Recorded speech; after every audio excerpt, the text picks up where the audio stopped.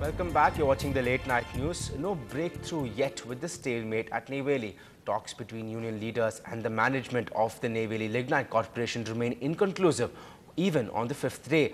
But the 4-year-long deadlock between the management and the workers is expected to end tomorrow. The management sought some respite by tabling a compromise formula deal, but the 16,000-odd permanent workers of the corporation are still unrelenting as the demands of a revision of wages is not yet met. If a consensus is not reached even tomorrow, the generation of over 2,000 megawatt power every day at NLC would be badly hit, leading to power cuts in many parts of the state. Meanwhile, NLC has registered a 20% decrease in power production. விரைவில் ஒரு ஒப்பந்தம் ஏற்படுவதற்கான அடிப்படை இன்று உருவாக்கப்பட்டிருக்கிறது.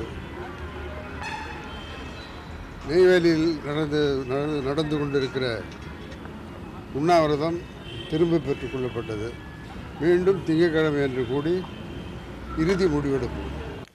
Now, with the UPA taking a legislation-based approach towards solving problems, the Ministry of Law has now come up with a draft for creating a new law exclusively for child abuse cases.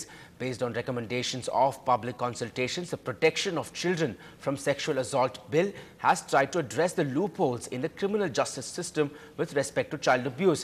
But activists believe that there is still a long way to go. Another attempt to make strict laws against child sexual abuse. A draft bill expected to be tabled in the next session of the parliament, and what the Union Law Minister believes will increase the conviction rate in child abuse cases and will address all aspects of the judicial process. And this will take care of the process of investigation, process of justice delivery system, and we have already taken an advance action to draft a second draft of the law against the sexual offences. And we hope to introduce it in the next session of the parliament. Initial reactions from activists and NGOs which work against child abuse have been positive. Many of their recommendations have been incorporated in this working draft. They say the draft has tried to address many issues, but the picture is still not completely clear, and this cannot be called a bill just yet. I think they're trying to address it, and that's a good sign that they are trying to address it. But as I said earlier, we cannot say that they have addressed it already. It's too early to say that. The present laws have little or no clarity on child abuse cases. While the definition of child abuse is in itself unclear, there are also problems with regards to the sensitivity of the legal system towards the victims. And even if these issues are addressed in the upcoming laws, it is the implementation which matters the most.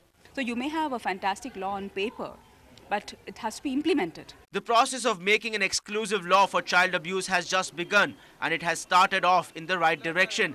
But it is hoped that at least this time, what finally comes out as a law will address all the issues, and child abusers are not let off easy. In Chennai, Ramanathan for NDTV Hindu. Now, as Chennai city and its urban population gets bigger, crimes involving property and wealth have also surged. And the police have now indicated selective restructuring of its ranks to deal with specific crimes like these more effectively. Our crime reporter Salim gets us the story. Growing urban population, the fast-changing social scene and easy access to advanced technologies, all these pose new security challenges to the city's police force.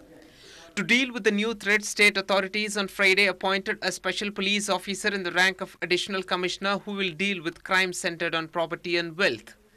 The changes were recommended by the 3rd Police Commission. The new strategy draws a clear line between crime and law and order. A crime against a person where the motive is not wealth is considered a law and order offence. Law and order police are responsible for sending constables on beats to prevent crimes as well as bandobast duties and VIP security. Police in the crime category will deal with offences where the motive is wealth. The Commissioner of Police in Chennai, T. Rajendran, says soon many officers will be posted exclusively to handle crimes of this kind. See, now he'll supervise the functioning of all the inspectors, but later we might have to go on for some DCs. DCs crime exclusively.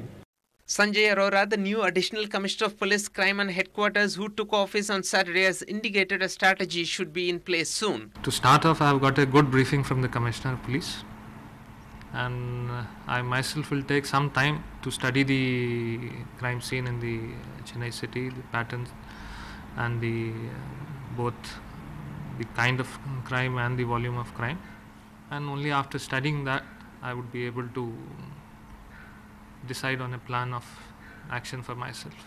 The police commission has also recommended a special investigative team to be headed by a deputy commissioner with exclusive counter-terrorism responsibilities. Its members will gather intelligence. They are to be trained in the use of modern weapons as well. This team will also coordinate with its counterparts in other states and with central security services such as Intelligence Bureau and the Research and Analysis Wing. In Chennai, Salim for NDTV Hindu. The 500 crore rupee MRTS system that will connect Velachery to St. Thomas Mount seems to have hit another roadblock. Earlier, Meta's infrastructure stopped the work after its parent company Satyam Computers ran into trouble. Now it's the residents of Alandur municipality who are opposing the project. These recent markings by railway authorities have sparked fear in the residents of Tileganga Nagar.